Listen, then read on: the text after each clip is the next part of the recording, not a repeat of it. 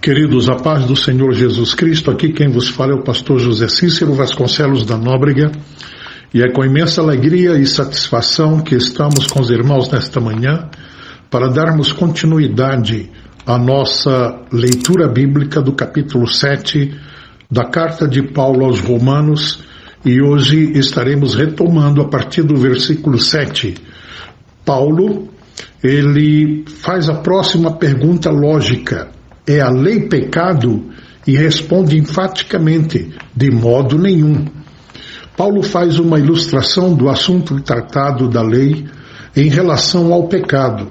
Embora a lei tivesse sido concedida para revelar o pecado ou tornar conhecido o que ele é, o pecado se apoderou da santa, justa e boa lei e transformou-a em um instrumento de morte. Paulo declara de modo enfático que a lei não é pecado. O pecado tirou vantagem da lei, deformou-a e distorceu-a, a fim de torná-la um instrumento para seus próprios propósitos. Que diremos, pois? Pergunta Paulo. Paulo teve um julgamento muito rápido e penetrante. Todavia, não obteve o conhecimento correto do pecado que habita interiormente, até que o Espírito o fez conhecer pela lei. Não há nada sobre o qual o homem natural é mais cego do que sobre a corrupção original. Assim, a lei é um pedagogo que nos leva a Cristo. Assim como aquilo que é reto revela o que está torto, da mesma forma, não há como chegar ao conhecimento do pecado que necessita de arrependimento, senão comparando o nosso coração e a nossa vida com a lei. No versículo 8, o apóstolo Paulo diz: sem a lei estava morto o pecado. A lei também incita o pecado. O pecado pode existir ainda que não exista a lei, Romanos 5,13. Embora sem ela o pecado permaneça adormecido. Sem os padrões de direito e de justiça, não é possível haver qualquer julgamento em relação ao que é ou não é pecado. Porém, a lei com seus mandamentos direcionados contra certos hábitos pode despertar o desejo de exercer, de executar essas práticas.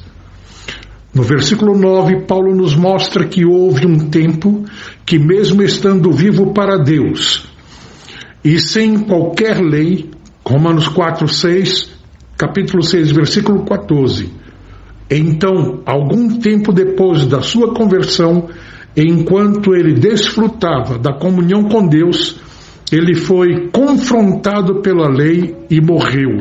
Ou seja, a sua natureza pecaminosa quebrou a sua comunhão com Deus. Versículo 10 e 11. E o mandamento que era para a vida, os itens mencionados na lei apontavam para o caminho da retidão. Logo, eles apontavam para a vida.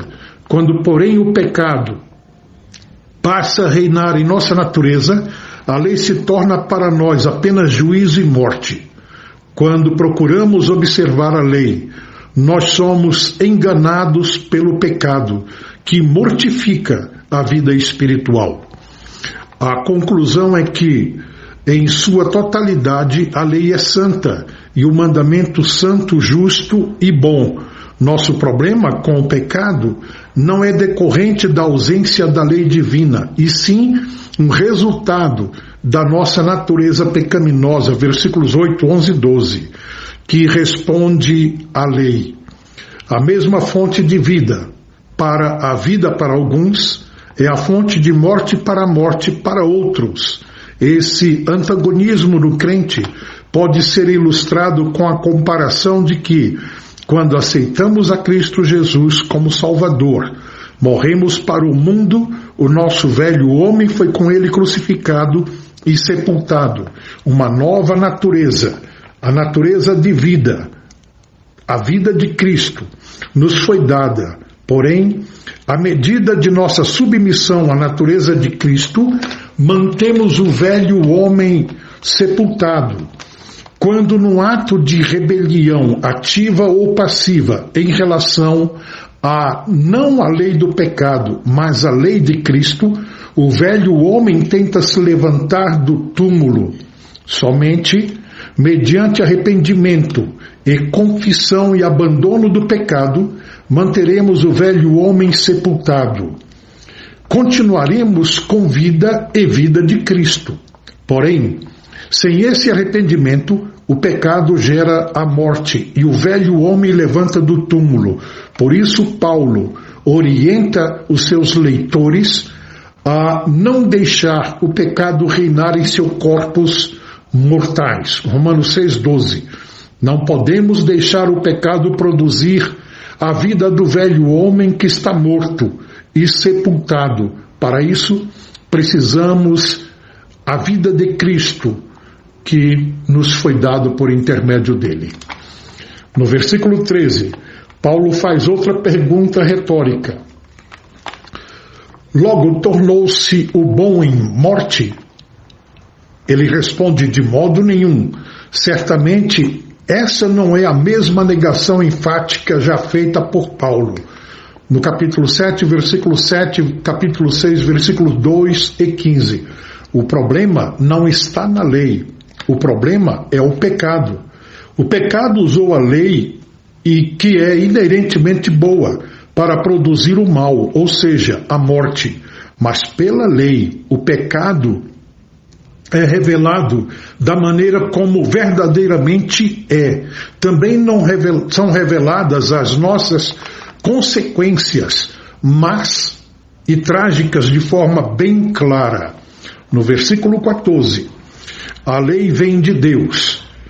Em contraste, Paulo afirma que o seu problema e de todos os cristãos, conforme 1 Coríntios 3, 1-3, é que ele era carnal, ou seja, sua situação era a mesma de um escravo. Ele estava sujeito a render-se à prática do pecado. Embora Paulo fosse um cristão dedicado ao serviço de Deus, a gente vê isso no versículo 25, ele continuava em falta com os padrões de Deus. Paulo nos mostra que, enquanto vivemos como cristãos carnais, mesmo religiosos fervorosos, não conseguiremos observar o que é espiritual e bom. O profeta Isaías, no capítulo 59, versículos 3-8, versículos 11 e 14, ele descreve acerca de atitudes carnais. E eu gostaria que os irmãos então pudessem, com calma, depois ler o capítulo 59 de Isaías, do versículo 3-8, versículos 11 e 14. No versículo 15-17, o apóstolo trata ser carnal ou estar entregue à prática do pecado. Ele nos mostra um envolvente conflito que consegue causar um espanto tanto em Paulo quanto nos outros cristãos. O apóstolo sente que não há como entender a si mesmo. Ele se acha um derrotado, pois não consegue fazer aquilo que ele deseja, mas faz aquilo que ele odeia. Essa situação indica a existência de uma batalha constante entre as duas naturezas no cristão. A primeira natureza no cristão, a espiritual, reconhece que a lei é boa. A segunda indica que há algo em nosso interior chamado pecado que produz em nós o mal. Este constante conflito é muitas vezes chamado de guerra espiritual no interior do homem. O problema, no versículo 18, é nos mostrado, é um resultado da carne, aquela parte do cristão em que não habita bem algum, a vontade e o desejo de fazer o bem, versículos 12 e 15. Porém, a capacidade para realizar o bem está em falta. No versículo 21, Paulo confessa que ele é carnal e está vendido sob o pecado. Podemos ver no versículo 14, ele declara que seu problema está localizado mais especificamente na sua carne, onde não habita bem algum, versículo 18. Enquanto o mal, do grego kakon, está presente e operante nele e o conduzindo ao pecado. Versículos 22. O homem interior, expressão que é análoga a dizer com a mente, versículos 23, 2 Coríntios 4,16, Efésios 3,16. A capacidade de ter prazer na lei de Deus. Esse prazer faz que os crentes em Cristo queiram se alinhar com a nova natureza que Deus lhe deu. Versículos 23. A lei do pecado que está nos meus membros é referência à rejeição que a natureza pecaminosa tem a qualquer outra lei que busque seguir a vontade de Deus. A natureza pecaminosa busca nos distanciar de Deus e impedir a sua ação em nós, produzindo em nós a morte. No versículo 24, o apóstolo, então ele diz, miserável homem, ou seja, desventurado, infeliz homem. Assim é o cristão, que sempre é derrotado pelo pecado. Versículos 14 e 23. Essa derrota acontece sempre que o cristão decide não servir sob o poder do Espírito Santo. O corpo desta morte, o apóstolo mostra-nos esta expressão figurativa referente à natureza pecaminosa. Paulo quer ser liberto do pecado que conduz à morte. Dou graças a Deus, diz Paulo no versículo 25, e rompe de Paulo uma gratidão exultante a Deus pela vitória que ele obteve por intermédio de Jesus Cristo, que liberta os cristãos do corpo da morte, a saber, a carne. Assim que eu mesmo com entendimento sirvo a lei de Deus, mas com a carne a lei do pecado. Paulo conclui que o problema não é a lei, o problema é a carne. A parte deste argumento, Paulo passa a solução, a salvação obtida em Jesus Cristo. É um verdadeiro hino de louvor a Deus pelo livramento que vem por meio de Jesus Cristo. Essa passagem encerra toda a sessão iniciada no capítulo 5. Dou graças a Deus por Jesus Cristo nosso Senhor. Por isso, o capítulo 7 não apenas explica a relação da lei com a morte e o pecado, como também indica a provisão gloriosa de Deus, a nova vida no Espírito que foi vista no capítulo 6 e veremos ainda no capítulo 8. Louvado seja Deus, que continua dando vitória através de Jesus Cristo, nosso Senhor, aqueles que o buscam e aqueles que deixam ser guiado pelo seu Espírito. Jesus Cristo, o nosso advogado junto ao Pai, e por intermédio dele, Deus tem misericórdia, liberta, perdoa e não nos imputa as nossas iniquidades. A morte de Cristo colocará um fim em todas essas queixas e turbulências desse conflito interior do ser humano, para a eternidade que passaremos sem pecar e sem suspirar. Graças a Deus pela vitória que nos é dada em Cristo Jesus, o nosso Senhor.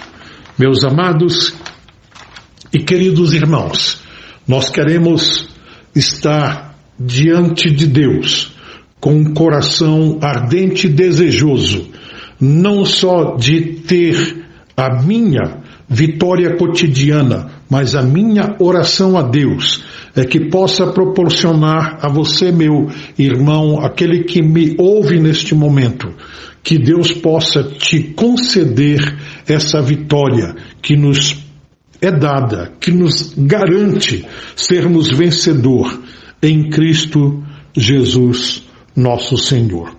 Que Deus possa vos abençoar, que Deus possa conceder um dia de vitória sobre o pecado, sobre o velho homem.